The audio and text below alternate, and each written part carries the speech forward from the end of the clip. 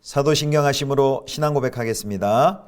전능하사 천지를 만드신 하나님 아버지를 내가 믿사오며 그 외아들 우리 주 예수 그리스도를 믿사오니 이는 성령으로 잉태하사 동정녀 마리아에게 나시고 본디오 빌라도에게 고난을 받으사 십자가에 못 박혀 죽으시고 장사한 지 사흘 만에 죽은 자 가운데서 다시 살아나시며 하늘에 오르사 전능하신 하나님 우편에 앉아 계시다가 저리로서 산자와 죽은 자를 심판하러 오시리라. 성령을 믿사오며 거룩한 공회와 성도가 서로 교통하는 것과 죄를 사하여 주시는 것과 몸이 다시 사는 것과 영원히 사는 것을 믿사옵나이다. 아멘.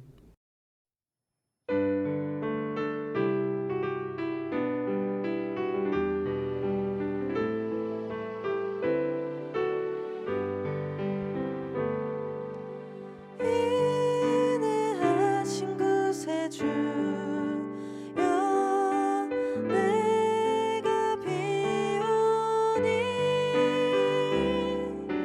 죄인 오라실 때에 날 부르소서. 주여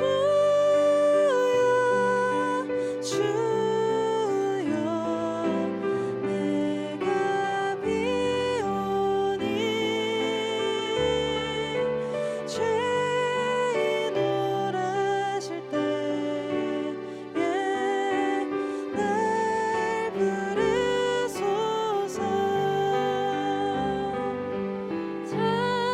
자비하신 보좌 앞에 물어 엎드려 자복하고 회개하니 믿음 주소서. 주여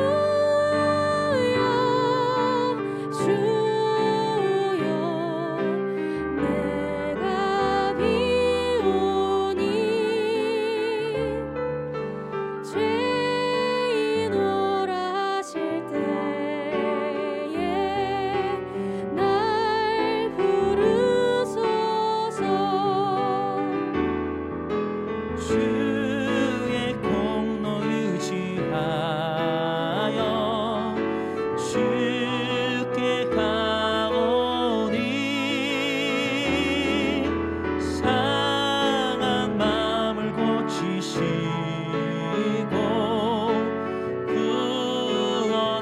구원하소서. 주여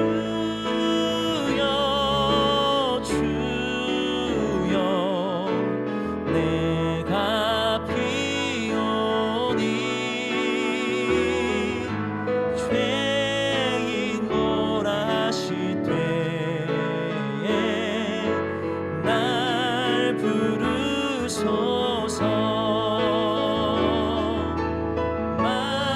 만복했던 우리 주여 위로하소서. 우리 주와 같으시니 어디 있을까.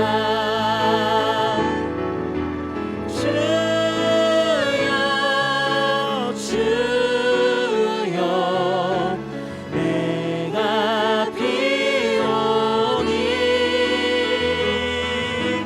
죄인 오라실 때에 날 부르소서.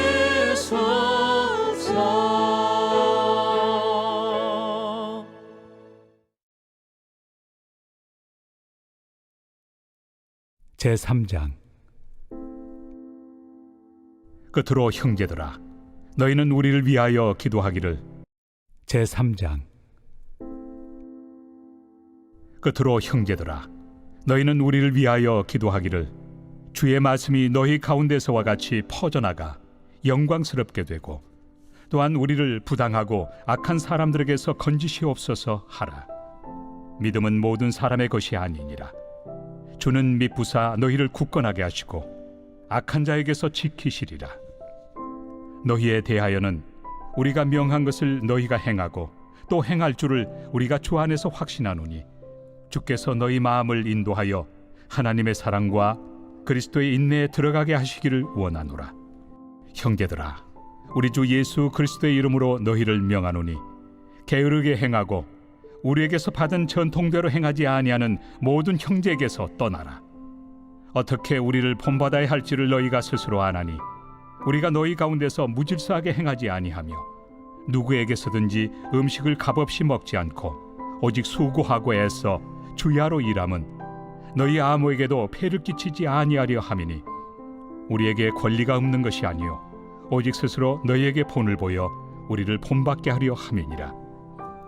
우리가 너희와 함께 있을 때에도 너희에게 명하기를 누구든지 일하기 싫어하거든 먹지도 말게 하라 하였더니 우리가 들은즉 너희 가운데 게으르게 행하여 도무지 일하지 아니하고 일을 만들기만 하는 자들이 있다 하니 이런 자들에게 우리가 명하고 주 예수 그리스도 안에서 권하기를 조용히 일하여 자기 양식을 먹으라 하노라. 형제들아, 너희는 선을 행하다가 낙심하지 말라.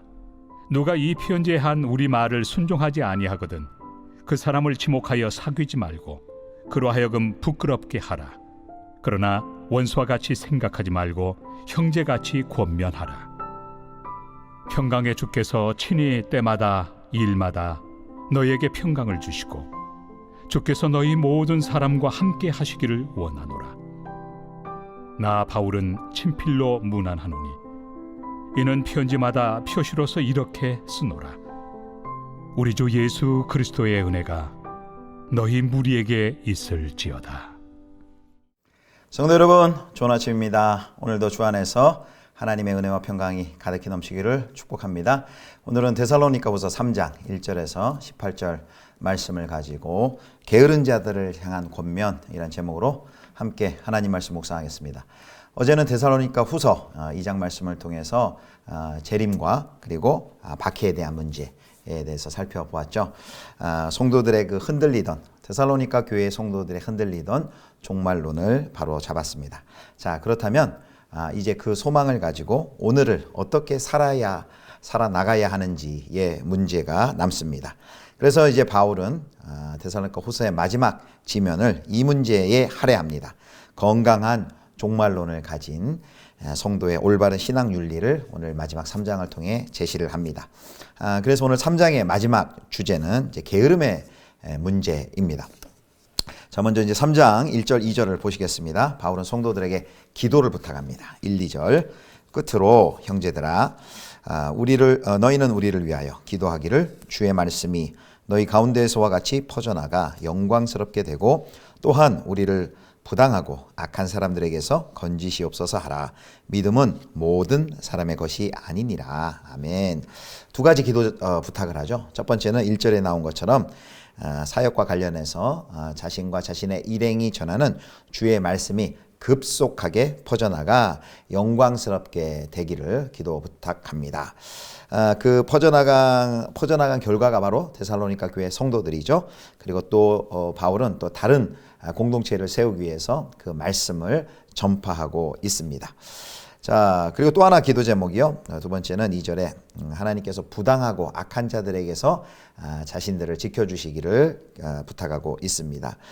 바울이 늘 하나님께 위탁받은 그 복음을 들고 가는 곳곳마다 이런 영적 전투가 치열하게 벌어졌죠. 그래서 두 번째 편지를 쓰는 데살로니가 후서를 쓰는 지금도 바로 그런 위협 가운데 있기 때문에 그 부분을 놓고 기도를 하는 것입니다. 사랑하는 성도 여러분, 오늘 이 사도 바울의 기도 부탁을 통해 우리는 늘 복음의 최전선에서 하나님의 말씀을 전파하고 또 하나님의 말씀을 전하는 자들을 위해서 우리가 꼭 그리고 열심히 간절히 기도해야 함을 우리가 깨닫습니다. 우리 교회도 늘 이제 모일 때마다 특별히 복음을 들고 최전선이라 하는 선교지에서 복음을 전하시는 선교사님들을 위해서 매번 같이 기도하고 있죠.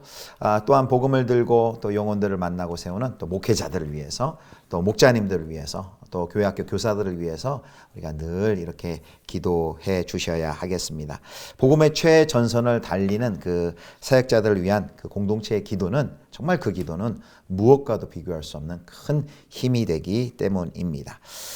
그래서 복음 전파자들이 부당하고 악한 세력에게 해를 당하지 않도록, 그리고 그들을 통해 복음이 거침없이 그리고 담대하게 그 복음이 사람들에게 증거되길 위하여 꼭 기도해 주시는 여러분 되시기를 축원합니다. 자, 이제 기도를 부탁했던 바울은 이제 동일한 내용으로 성도들에게 복을 비는데요. 자, 3장 3절입니다. 주는 미쁘사 너희를 굳건하게 하시고 악한 자에게서 지키시리로다. 아멘. 하나님은 신실하셔서 데살로니가 교회 성도들을 굳건하게 하실 것이고, 또 악한 자들의 그런 공격으로부터 지키실 것이다 라고 말씀합니다. 또 5절에는 주께서 너희 마음을 인도하여 하나님의 사랑과 그리스도의 인내에 들어가게 하시기를 원하노라. 하나님의 사랑과 그리스도의 인내로 그들을 이끌어 주시기를 기도합니다. 사랑하는 성도 여러분, 우리 하나님께서는 택하신 성도들을 끝까지, 부르신 자들을 끝까지 사랑으로 인도하시는 분이심을 믿으시기를 축원합니다. 바울이 산파 역할을 했지만 하나님께서 그들을 낳고 양육해 주십니다.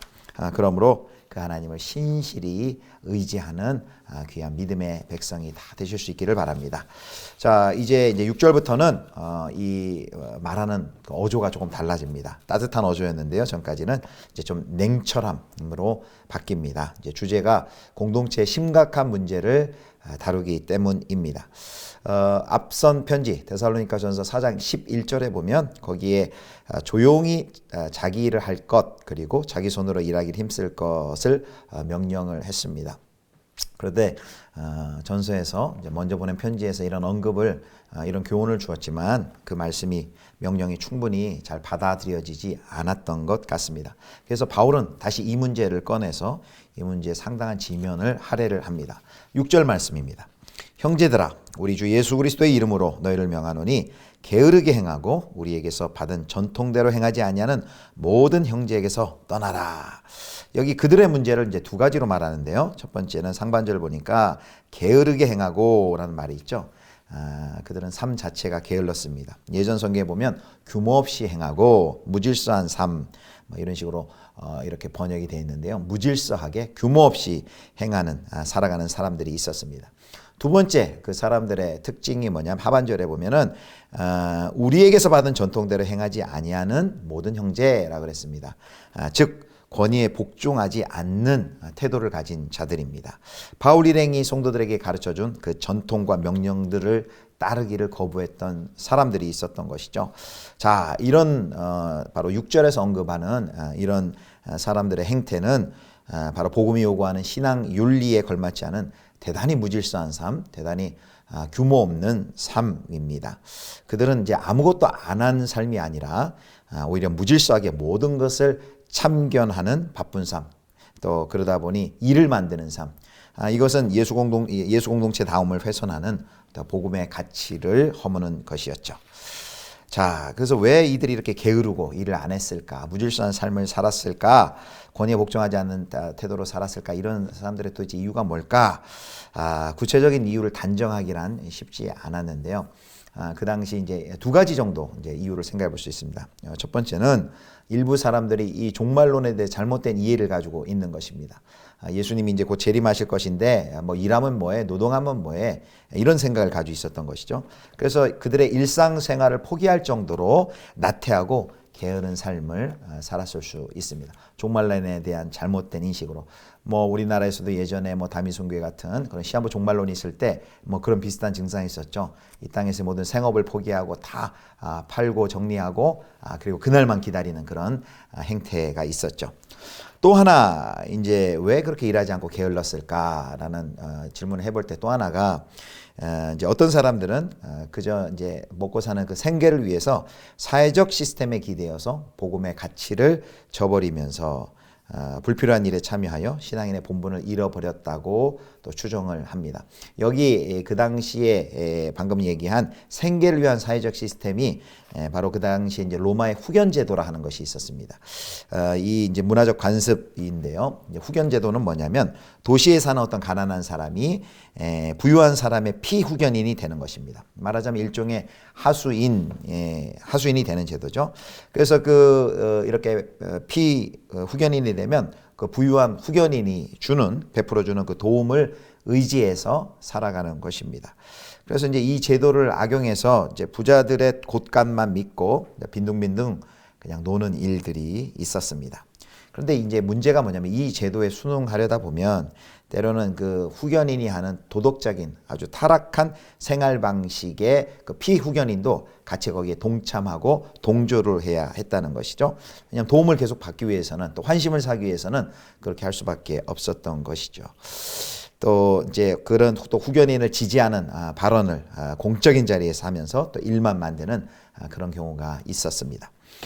그래서 이런 앞에 얘기한 그 6절과 같은 행태를 하는 게으르고 또 규모가 없고 또 일만 만드는 그런 사람들을 이제 11절에 보면 이렇게 표현합니다. 3장 11절. 우리가 들은즉 너희 가운데서 게으르게 행하여 도무지 일하지 아니하고 일을 만들기만 하는 자들이 있다 하니, 바로 데살로니가 교회 공동체에 그런 사람들이 있었다는 거죠. 물론 이들의 행동은 그리스도인으로서의 품위를 손상시키는 악이라고 할 수 있습니다. 자, 이들에게 이제 사도 바울이 어떤 권면을 하는지 살펴보겠습니다.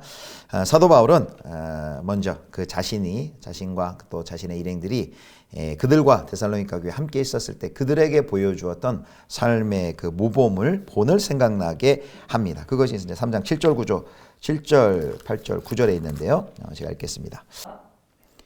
어떻게 우리를 본받아야 할지를 너희가 스스로 아나니 우리가 너희 가운데서 무질서하게 행하지 아니하며. 8절. 누구에게서든지 음식을 값없이 먹지 않고 오직 수고하고 애써 주야로 일함은 너희 아무에게도 폐를 끼치지 아니하려 함이니. 9절. 우리에게 권리가 없는 것이 아니요 오직 스스로 너희에게 본을 보여 우리를 본받게 하려 함이니라. 아멘. 자, 사도 바울은 데살로니가 교회에 있을 때 데살로니가 교회에 사역하면서 주야로 노동하며 사역을 이어갔습니다. 그 이유를 방금 7, 8, 9절에 소개를 합니다. 첫 번째는 이렇게 얘기합니다. 바울이 음식을 값없이 먹지 않았다라고 말을 합니다. 8절에 나와 있죠. 왜 그렇게 했죠? 바로 신생 공동체에 새롭게 생겨난 공동체에 아무런 폐를 끼치지 않기 위함입니다. 성도들의 형편을 너무 잘 알았기 때문에 부담을 주기 싫었던 것이죠. 그 다음에 두 번째 이제 그렇게 한 이유는 올바른 본을 보이기 위해서이다. 첫 번째는 신생 공동체인 데살로니가 교회에 폐를 끼치지 않기 위해서, 부담 주지 않기 위해서. 두 번째는 그들에게 올바른 본을 보이기 위해서이다 그랬습니다. 복음을 품은 자의 그 신실한 그 삶을 통해 그들에게 친히 본을 보이라는 것이죠. 바울은 이제 사도로서 마땅히 누릴 만한 특권도 권리도 있었습니다. 그런데 주님이 우리 주 예수 그리스도께서 가장 낮은 자리에서 섬기셨던 것처럼 사도 바울도 그 주님을 본받아서 데살로니가 공동체 성도들을 진심으로 섬기려고 자기 권리를 기꺼이 포기했습니다. 그러니까 자기 권리를 포기하는 그 모범을 그들 가운데 보여준 것이죠. 그래서 그렇게 자기 권리를 포기한 사도 바울이었기 때문에 10절처럼 아주 담대하게 가르칩니다. 10절 말씀. 우리가 너희와 함께 있을 때에도 너희에게 명하기를 누구든지 일하기 싫어하거든 먹지도 말게 하라 하였더니, 여기 누구든지 일하기 싫어하거든 먹지도 말게 하라라는 담대한 권면을 할 수 있었던 것입니다. 자, 이제 그렇게 권면했었는데 다시금 방금 이제 11절에 도무지 일하지 아니하고 일을 만들기만 하는 자들에게 이제 또 사도 바울이 권면합니다. 그 권면이 12절에 나옵니다. 이런 자들에게 우리가 명하고 주 예수 그리스도 안에서 권하기를 조용히 일하여 자기 양식을 먹으라 하노라. 여기 조용히 일하여 자기 양식을 먹으라 라고 그들에게 명령하고 있습니다. 종말을 사는 성도의 그 신앙의 윤리를 몸소 보여주었던 사도 바울은 다시 한번 선명한 신앙 정통과 윤리를 제시하며 그것을 따라 살도록 권하고 있습니다. 그리고 또 바울은 이제 13절부터 15절에 보면 놀고 먹는 이들이 있다고 해도 그 구제사에게 위축되어서는 안 된다. 선을 행하되 낙심하지 말지니, 여기 선이라는 것은 바로 구제하는 일 자체를 포기하지 않도록 말합니다.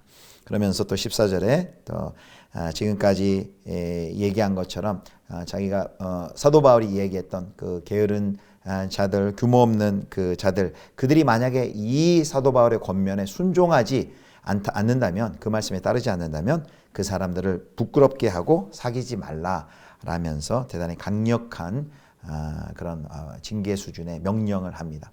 그러나 또 바로 이어서 보면 또 15절에 그렇다고 그들을 원수로 여기지 말고 형제같이 권면하라. 그러니까 사랑으로 그들이 바로 설 수 있도록 권면하라라는 말씀이죠.